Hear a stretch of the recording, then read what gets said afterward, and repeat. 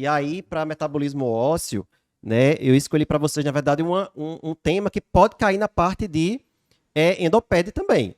Né? Ou cai em uma ou cai em outra, e tem ano que cai.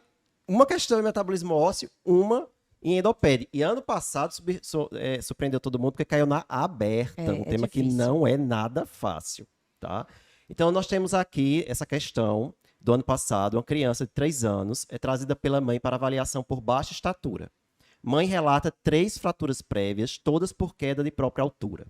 Ao exame físico, apresenta uma estatura 2,5 desvios padrão abaixo da média paridade e gênio varo. Então, tem aí uma deformidade, né, do membro inferior.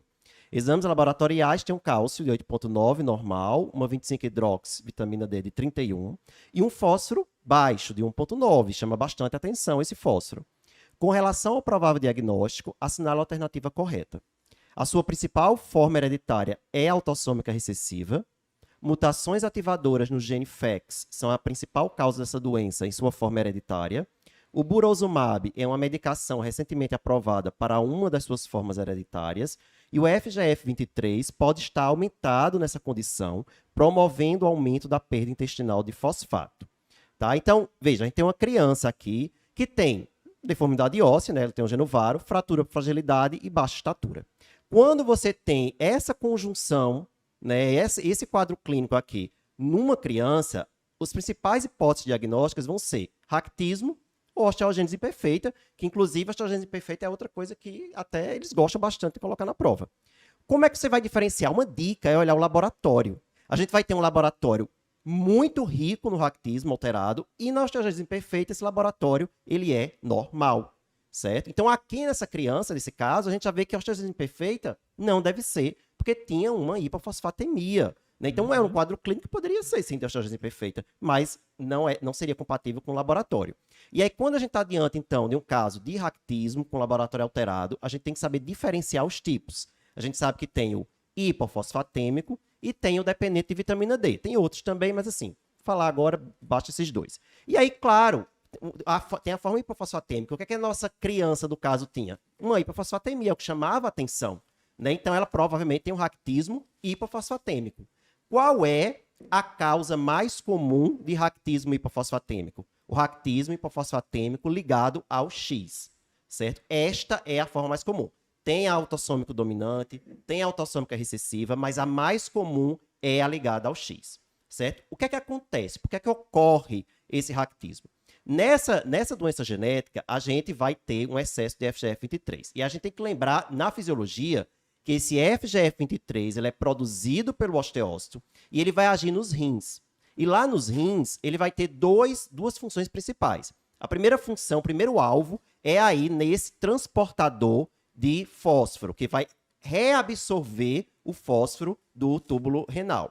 Certo? E o outro alvo é um alfa-hidroxilase. Né? Ele inibe a um alfa-hidroxilase. Então, ele inibe a conversão de 25 vitamina D em 1,25, que é a formativa da vitamina D. Então, ele vai reduzir a formativa da vitamina D. Então, quando eu tenho excesso de FGF23, eu tenho um excesso da sua função nos rins, inibindo a reabsorção de fósforo no néfron e inibindo a ativação da vitamina D. Certo? Se eu inibo a reabsorção no néfron do fósforo, eu vou aumentar a perda de fósforo pela urina. Então, um dos principais efeitos do FGF23 é aumentar perda de fosfato na urina, é causar hiperfosfatúria, certo? Mas indiretamente, não de forma direta, mas de forma indireta, vai ocorrer também uma diminuição da absorção intestinal de fósforo e também de cálcio, porque não tem mais a vitamina D ativa para agir. Mas o principal efeito mesmo é a perda renal de fosfato. E isso vai levar aí para a fosfatemia. O que é que causa esse aumento de FGF23? A mutação inativadora do FEX. O que é o FEX? Né? É um gene que expressa uma proteína, que a gente pode chamar de FEX também, que inativa o FGF23. A partir do momento que essa proteína está inativada, eu não consigo mais inativar o FGF23, eu vou ter altos níveis de FGF23. Então, a mutação inativadora do gene FEX é a causa do raquitismo hipofosfatêmico ligado ao X. Dica para memorizar. FEX, termina em X. É o gene que está alterado na forma ligada ao X, que é a mais comum. Né? E aí, olhando esse contexto aqui, olhando essa fisiopatologia, a gente pode parar para pensar. Como eu poderia tratar essa situação de uma forma mais eficaz, né? Agindo na sua fisiopatologia? A melhor forma seria o quê? Inibir esse excesso de FGF23.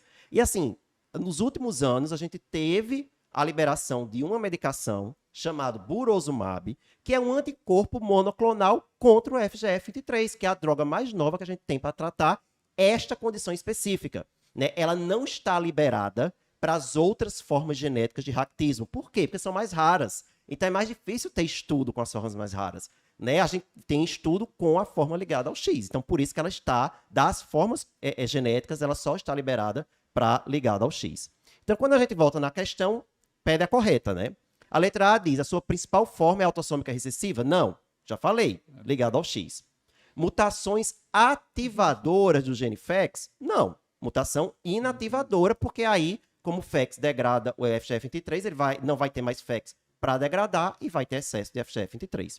A C, o Burosumab é uma medicação recentemente aprovada para uma de suas formas hereditárias. Exatamente isso, como eu acabei de falar.